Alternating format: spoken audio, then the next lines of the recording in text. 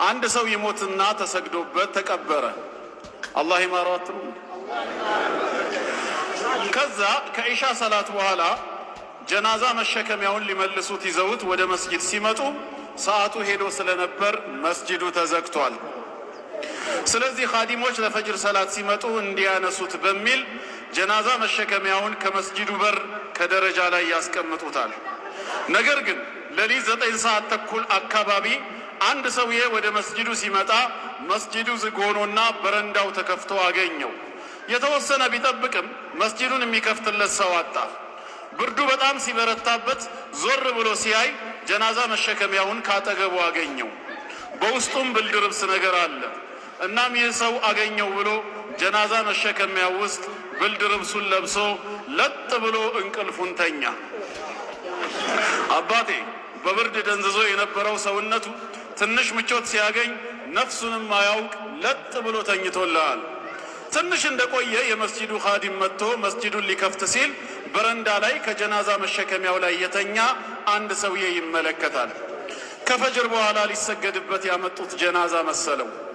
ከኋላውም ሌሎች ሰዎች መጥቶ ግማሹ ሽንት ቤት፣ ሌላው ውዱእ ሊያደርግ ይሄዳሉ። ይህ በረንዳ ላይ ተኝቶ የሚያዩት ሰውዬ ወይም ጀናዛ ደግሞ ሁሉም ቀድሞውኝ የመጡ ሰዎች ሊሰገድበት ያመጡት ጀናዛ ነው ብሎ ያስባል በውስጡ። በዚያ ላይ ፈጅር ነው። ሰው ከእንቅልፉ ተነስቶ እየመጣ ነው ያለው።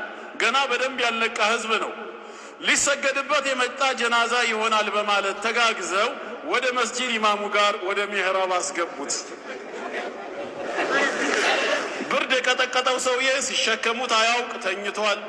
ሰዎቹም የማን ይሁን ብለው አይጠይቁ፣ ገና ከእንቅልፋቸው በደንብ አልነቁም። እናም ተሸክመው መስጊድ ውስጥ አስገቡት። ፈጅር አዛን ብሎ ለመስገድ ወደ 50 የሚሆኑ ሰዎች ተሰበሰቡ።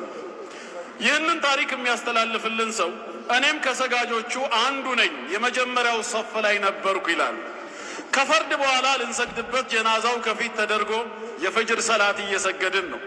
ልክ ለሁለተኛው ረክዓ ስንነሳ ጀናዛው ሲንቀሳቀስ አየው። ጀናዛው ሲንቀሳቀስ አየው። እንዴ አይኔ ነው ወይስ ምንድን ነው ብዬ አይኔን አበስኩ። ጨፍኜም ገለጥኩ። መንቀሳቀሱን ግን አልተወም። በቃ እንቅልፍ አለቀቀኝም ይሆናል ብዬ አሰብኩ። ነገር ግን ጀናዛ መሸከሚያው በደንብ መንቀሳቀስ ጀመረ። ያኔ መረባበሽና መፍራት ጀመርኩ። ይህ የተኛው ሰውዬ ከብርድ ልብሱ ውስጥ ድንገት አንገቱን አውጥቶ ሰገዳችሁ ብሎ ጠየቀ።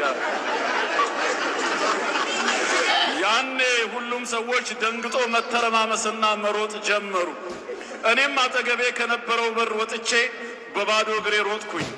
ወደ 1 ኪሎ ሜትር ያክል የሚርቀውን ቤቴን በትንሽ ደቂቃዎች ነው የደረስኩት። ደግሞም ባዶ እግሬ መሆኔንም የማውቀው ነገር የለም። ኢማሙም ሲያየው ደንግጦ መሬት ላይ ይወድቃል።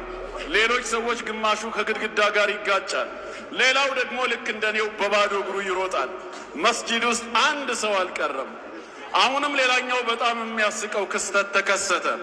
ያ ከሬሳ መሸከሚያ ላይ ተኝቶ የነበረው ሰውዬ ሲነሳ ሰዎቹ ሲሸሹ ሲሮጡ ሲያይ ከኋላቸው ተከትሎ መሮጥ ጀመረ። እናንተ ምን ሆናችሁ ነው? ቅያማ ቆሞ ነው እንዴ እያለ ከኋላቸው መሮጥ ጀመረ። ሰዎቹ ደግሞ ወደ ኋላቸው ሲዞሩ ይሄ ሰውዬ እየተከተላቸው መሆኑን ያያሉ። ያኔ ይብስባቸዋል። ባለ በሌላ ኃይላቸው ይሮጣሉ። ሰላታቸውን በዚህ መልኩ አቋርጠው ሁሉም ሮጡ ይለናል በቦታው የነበረ አንድ ሰጋጅ ይላል።